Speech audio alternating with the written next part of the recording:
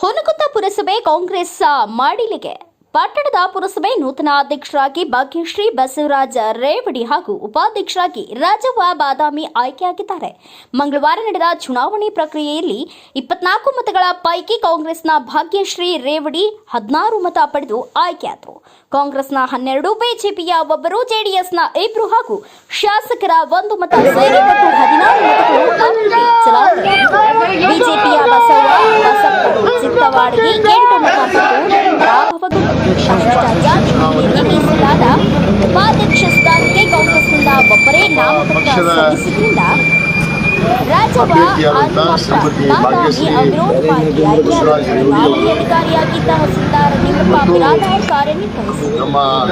ಶಾಸಕ ವಿಜಯಾನಂದ ಕಾಶಿಕಮನ್ ಮಾತನಾಡಿ ನೂತನ ಅಧ್ಯಕ್ಷ ಮತ್ತು ಉಪಾಧ್ಯಕ್ಷರಿಂದ ವಿಶ್ವಾಸಕ್ಕೆ ತೆಗೆದುಕೊಂಡು ಉತ್ತಮ ಆಡಳಿತ ನಡೆಸಬೇಕು. ಕಾಂಗ್ರೆಸ್ ಅಧ್ಯಕ್ಷ ಗಂಗಾಧರ್ ದೊಡ್ಮನಿ, ಮಾಜಿ ಅಧ್ಯಕ್ಷ ಶರಣು ಬೆಲ್ಲದ್, ಪರ್ವೇಜ್ ಖಾಜಿ, ಗುರುಬಾರಿ ಹುಗಾರ್ ಅಧ್ಯಕ್ಷಕ್ಕೆ ಮತ್ತು ಉಪಾಧ್ಯಕ್ಷಕ್ಕೆ 16 ಮತಗಳಿಂದ ಇವತ್ತು ಇಬ್ಬರು ಆಯ್ಕೆ ಆಗಿದ್ದಾರೆ. ಅಧ್ಯಕ್ಷ ಸ್ಥಾನಕ್ಕೆ ಏನು ಇನ್ನೊಂದು ಪಕ್ಷದ ಭಾರತೀಯ ಜನತಾ ಪಕ್ಷದ ಅಭ್ಯರ್ಥಿ ಕೂಡ ನಾಮಪತ್ರವನ್ನು ಸಲ್ಲಿಸಿದ್ರು.